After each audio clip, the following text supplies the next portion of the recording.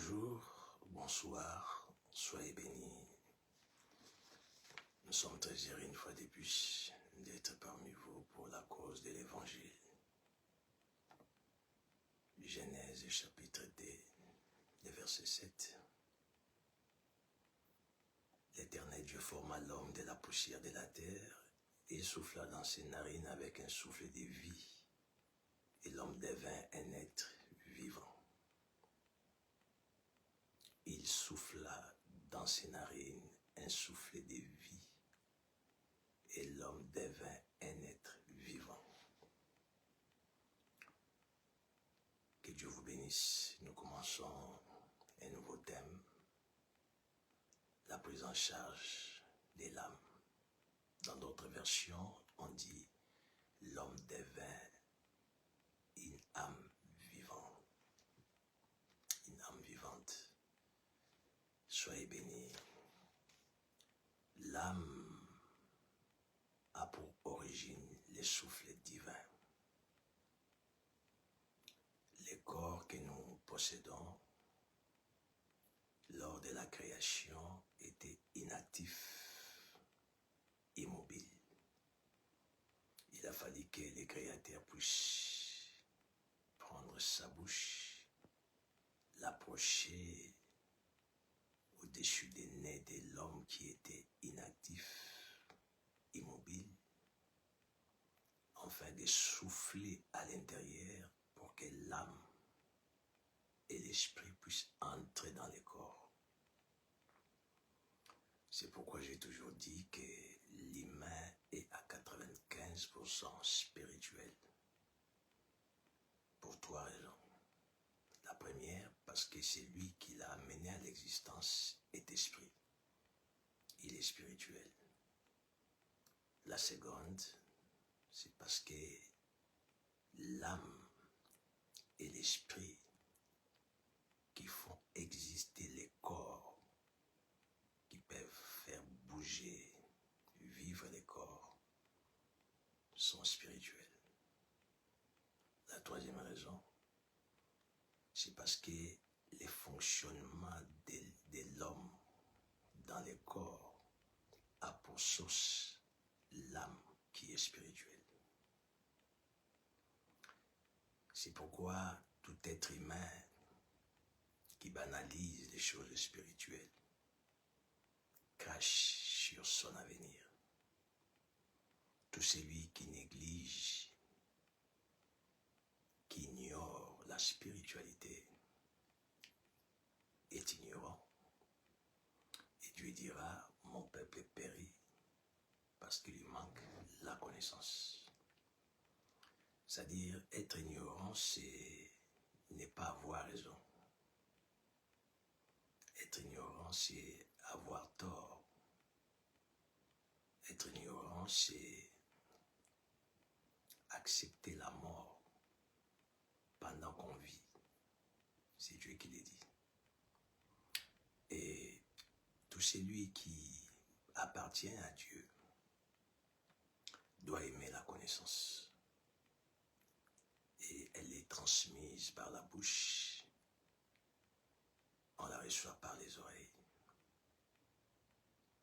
Tout enfant de Dieu doit aimer la connaissance, doit se disposer pour écouter Dieu parler à travers les hommes. Vous allez vous souvenir avec moi que Pierre était dans la souffrance.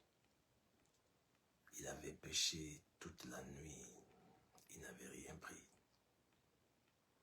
Et dans son découragement, dans son galère, dans cette inquiétude, il avait les filets.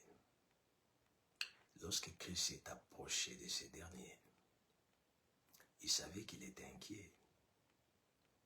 Il savait qu'il avait des soucis. Il est omniscient, omnipotent, omniprésent. Il était informé de la nuit précédente de Pierre.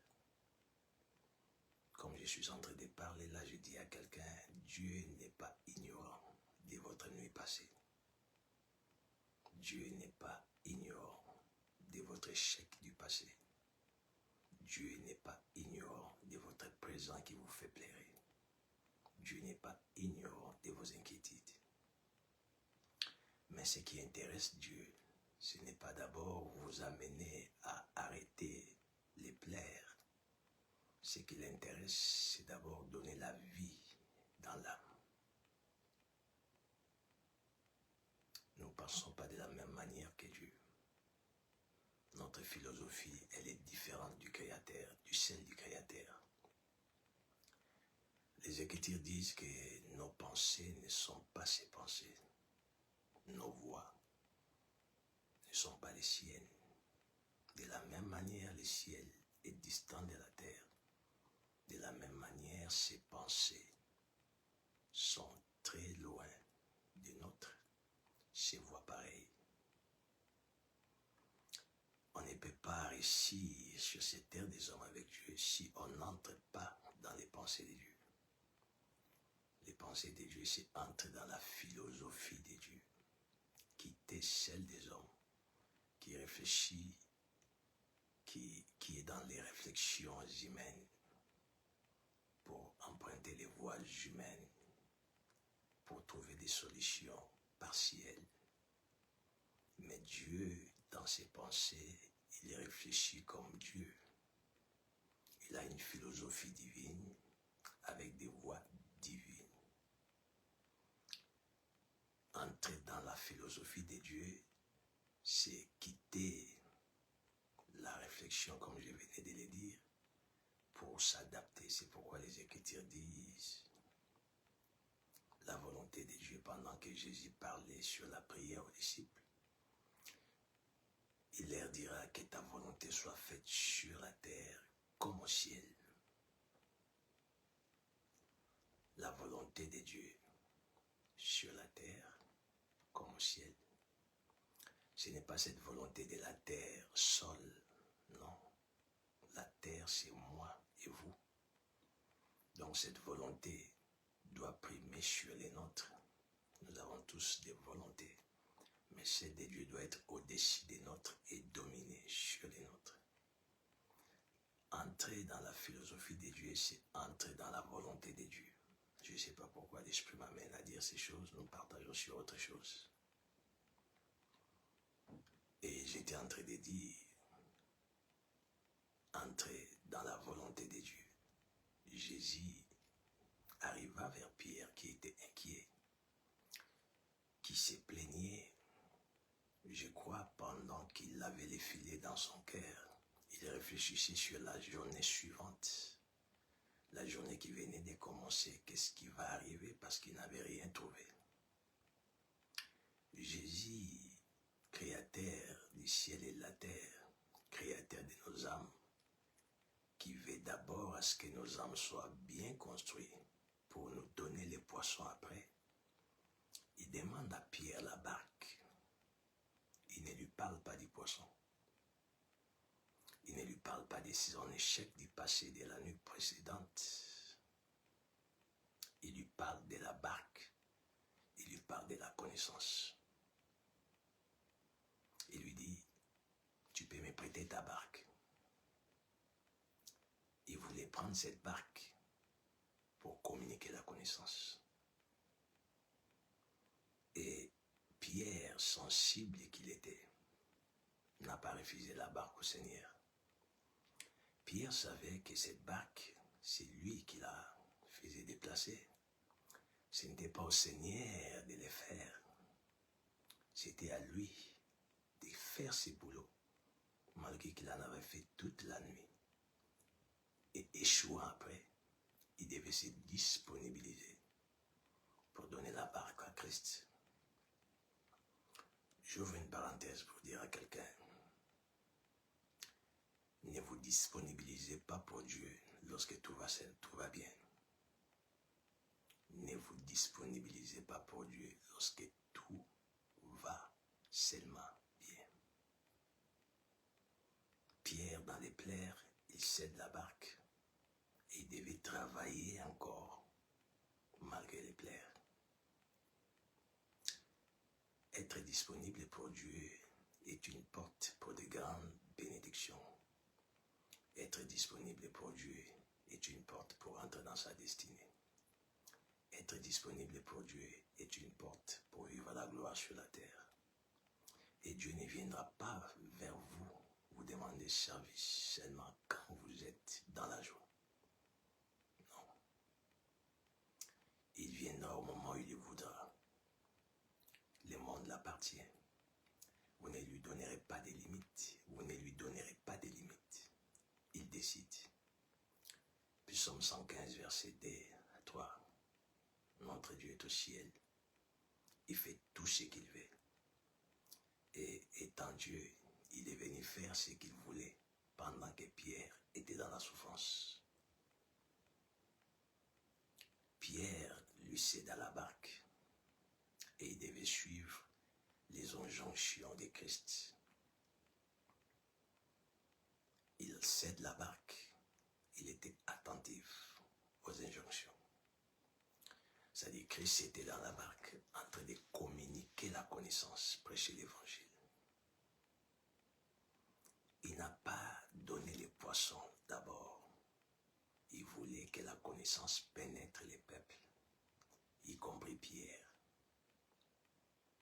Voyez-vous comment Dieu donne de l'importance à la connaissance. Malheureusement aujourd'hui, le peuple de Dieu désire d'abord les poissons et néglige la connaissance. Les poissons, c'est les bénédictions. La connaissance, c'est la vie, la parole de Dieu. Dieu, en mettant Adam et Ève dans les jardins,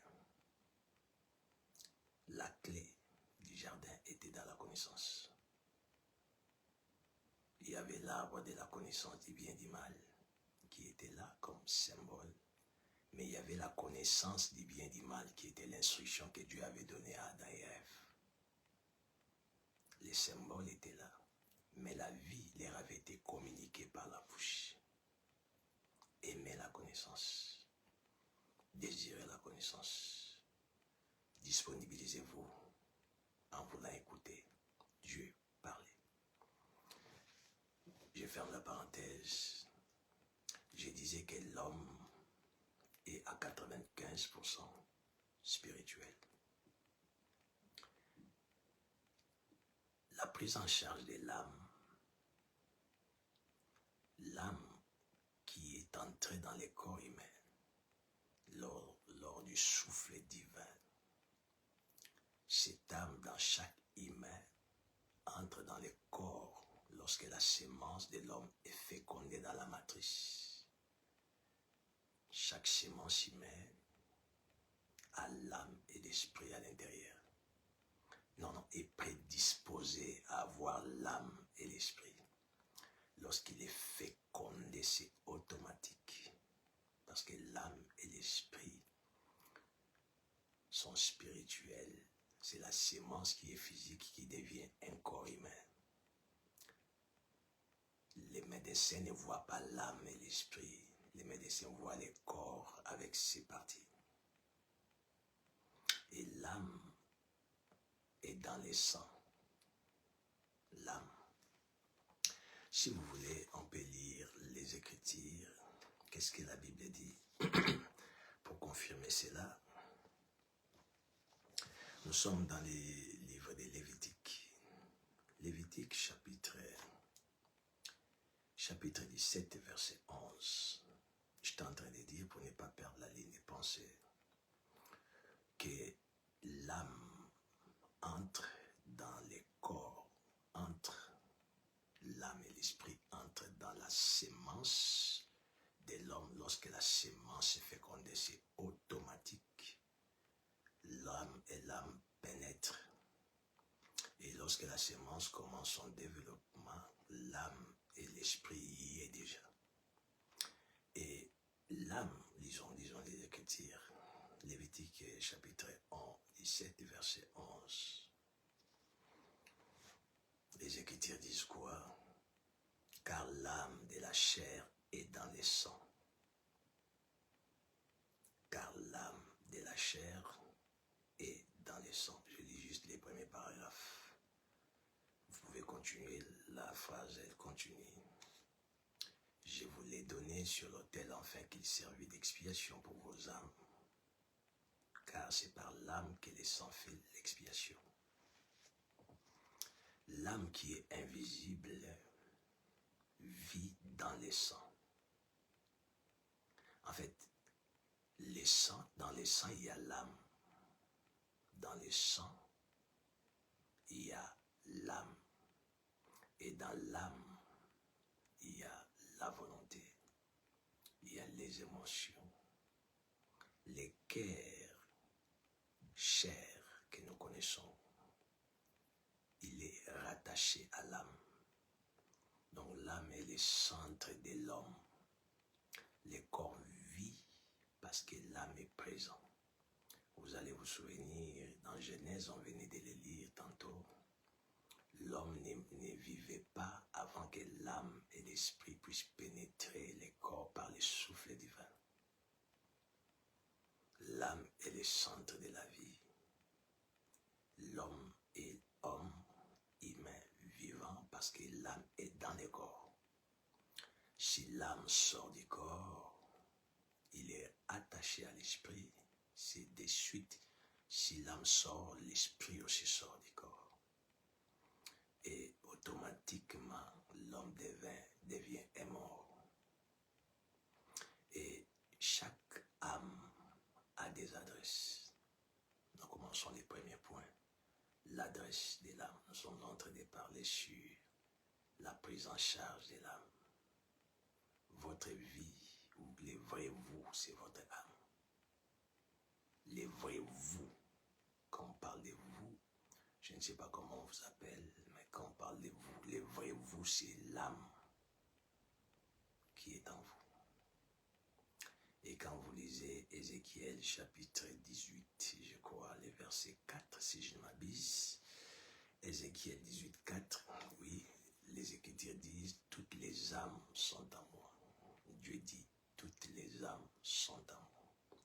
Dieu se tape la poitrine pour parler des âmes et non parler des corps. Dieu ne parle pas des corps, Dieu parle des âmes. Parce que les corps, c'est l'enveloppe qui porte l'âme. Toutes les âmes sont à moi. Donc vous et moi, nous appartenons à Dieu parce que c'est lui qui a soufflé sur les corps pour que lui, l'âme, puisse pénétrer en nous. Et l'âme a des adresses. La première adresse, c'est le corps qui l'enveloppe, qui le couvre. Et la seconde adresse, c'est sa dépendance spirituelle. Dieu n'a jamais créé l'âme pour qu'il soit indépendant. Non. L'âme, de base, il a été créé pour dépendre de la spiritualité. La spiritualité de Dieu, bien sûr. C'est pourquoi Dieu dit toutes les âmes sont en vous. C'est-à-dire, vous êtes là dans votre corps. L'âme qui est le vrai vous doit être dépendant d'une spiritualité divine. Mais le diable ne veut pas de légères de dédain. Il est notre adversaire. Il fait les combats. Il lutte pour gagner nos âmes. C'est ça le combat du diable. Avoir les dessus sur nos âmes. Les corps physiques, les quotidiens de l'homme est attaché à l'âme. Le corps n'agit pas si l'âme ne lui donne pas des ordres. Le corps agit parce que l'âme lui donne des injonctions. Et l'âme ne peut pas ordonner le corps s'il n'a pas reçu des ordres venant de la source auquel il appartient, auquel il est soumis. Donc, chaque âme est dépendante d'une spiritualité. Chaque âme est soumise aux injonctions de cette spiritualité. Cela veut dire, la spiritualité, il y a la spiritualité de Dieu, le royaume de Dieu. Et il y a la spiritualité du diable. On ne peut pas avoir une âme sauvée. On peut lire, si vous voulez, je ne vais pas parler pour parler, on peut lire la parole de Dieu. Nous sommes dans Romains, pas Romains, nous sommes dans les livres de Jacques chapitre 5, verset 20. C'est très important de connaître ces choses, parce que l'ignorer, c'est mourir en avance. Ignorer les réalités spirituelles est une mort en avance. Jacques chapitre 5, les versets 20. Les Écritures nous disent quoi? Lisons les Écritures. Les Écritures disent ceci: qu'il sache que celui qui ramènera un pécheur, celui qui ramènera un pécheur de la voie où il s'était égaré, sauvera une âme de la mort et couvrira une multitude de péchés. Je peux relire si vous voulez. Qu'il sache que celui qui ramènera un pécheur de la voie où il s'était égaré, sauvera une âme de la mort et couvrira une multitude de péchés. Toute âme est soumise à une spiritualité. L'âme n'a pas été créée pour être indépendante. L'âme qui n'est pas sauvée, l'âme qui n'a pas écouté la parole, qui n'a pas reçu Christ dans sa vie, elle est emprisonnée et elle est dépendante de la spiritualité diabolique. C'est-à-dire, elle est soumise aux exigences du diable. C'est pourquoi la Bible dit, celui qui prêche l'évangile sauvera les âmes de la mort. Il y a des hommes qui vivent, qui n'ont pas encore Christ, ils ne savent pas que leur âme a une adresse. Leur corps, la seconde adresse, c'est l'appartenance au royaume des ténèbres. C'est l'ignorance. Cette ignorance, ignorer cela ne changera pas la réalité, la vérité.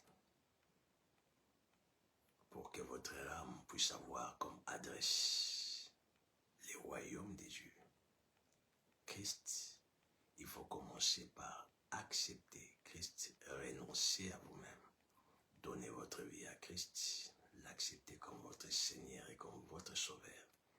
Automatiquement, ça va être spontané. Votre âme sera sauvée de suite. Et lorsque l'âme est sauvée, l'âme change d'adresse. Lorsque l'âme n'est pas encore sauvée, il est dans cette adresse. Les résultats, l'homme qui n'a pas l'âme sauvée va vivre l'influence du royaume des ténèbres dans sa vie. Ses émotions, sa volonté, son comportement, son caractère sera influencé parce que l'âme est influencée par les royaumes auxquels il est soumise. Elle est soumise, pardon. Donc, celui qui n'a pas Christ doit savoir qu'il a une adresse. C'est son corps, l'âme, et la seconde adresse, c'est l'emprise du diable sur lui. C'est-à-dire, le diable les contrôle sans qu'il les vèle, les contrôle sans qu'il les décide. Et il ne peut pas dire non, même s'il dit non dans sa bouche, son non ne peut pas influencer cette réalité spirituelle.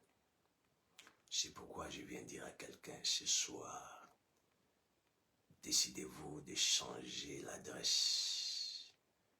L'adresse, ce n'est pas l'adresse physique là où vous habitez, mais je parle de l'adresse spirituelle. Vous devez refuser d'appartenir dans le royaume des ténèbres. Vous devez quitter le royaume des ténèbres, la mort où votre âme est emprisonnée, pour venir à la vie.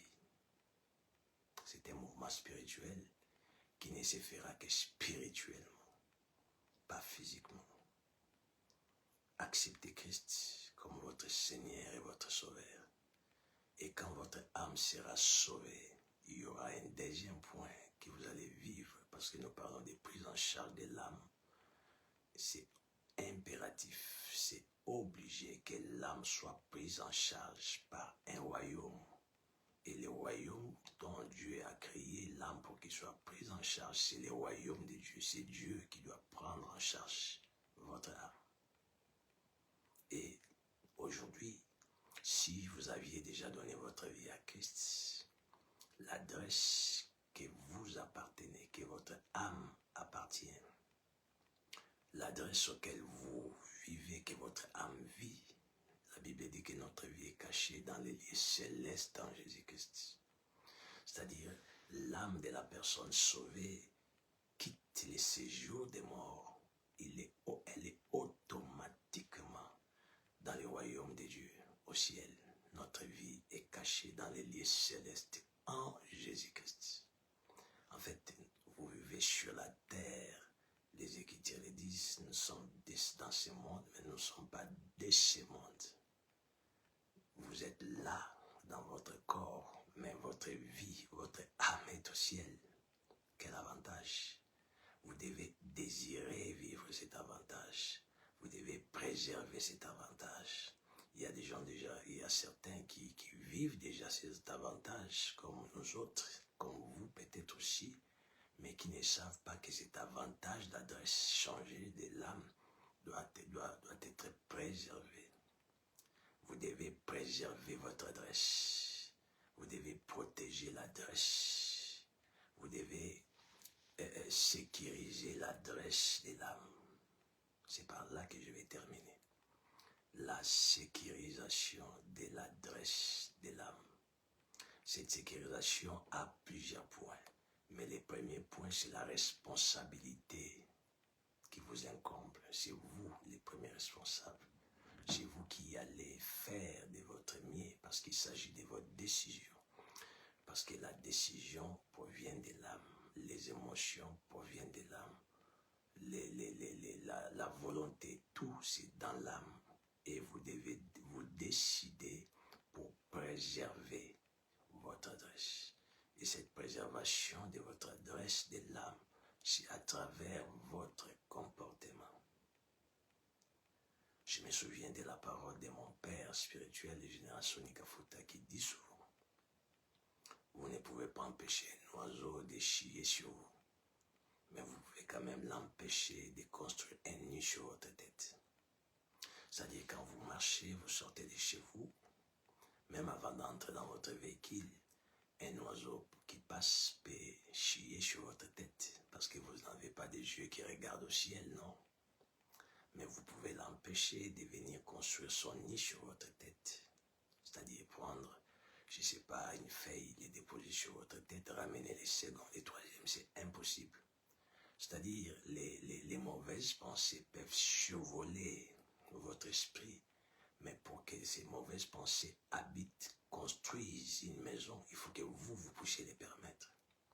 Cela veut dire préserver l'âme, l'adresse de l'âme viendra par votre décision de vous empêcher à votre âme, empêcher à votre pensée de se tourner vers le mal. Proverbe chapitre, on peut lire si vous voulez, Proverbe chapitre 4 verset 23, garde ton cœur plus que toute autre chose, garde ton cœur. La préservation commence par là. La préservation de l'adresse. Vous devez faire un effort de garder votre cœur. C'est vous qui les gardez. Garde ton cœur. Le cœur, c'est l'âme. Garde ton cœur. Tu as la possibilité d'en garder. Tu as la possibilité de protéger cette adresse nouvelle. Protéger les acquis de l'adresse à travers votre philosophie, à travers vos pensées. C'est-à-dire éviter à ce que les pensées qui ne viennent pas de Dieu, contraires à la parole de Dieu, parce que l'homme, c'est d'abord ses pensées. L'homme, tels sont ses pensées. Vous n'êtes pas vous sans pensée. Le vrai vous, c'est votre philosophie. Et c'est pourquoi Dieu, dans les jardins d'Éden, lorsque l'homme a péché, sa philosophie, sa manière de voir les choses avait changé. Il s'est retrouvé nu parce que tout avait basculé, tout avait changé. Et ils sont allés prendre des feuilles pour se couvrir la nudité. Les pensées amènent la vision. Les pensées influencent la vision. Attention avec vos pensées, que tout ce qui est digne d'approbation, tout ce qui est agréable soit l'objet de vos pensées. On ne peut pas appartenir au royaume des dieux et avoir des pensées sombres de l'autre royaume. On ne peut pas voir comme adresse de l'âme les ciels et avoir les pensées du monde. On ne peut pas avoir comme adresse les ciels et avoir les comportements du monde. Préservez votre cœur, c'est-à-dire préservez votre âme, préservez les acquis du ciel. Vous avez ce pouvoir et cette capacité en empêchant toute pensée de pénétrer votre âme et d'agir en vous, et que cela ne soit pas l'objet de votre comportement, parce que les pensées influencent les comportements. Je m'arrête là, que Christ Jésus vous bénisse. À la prochaine.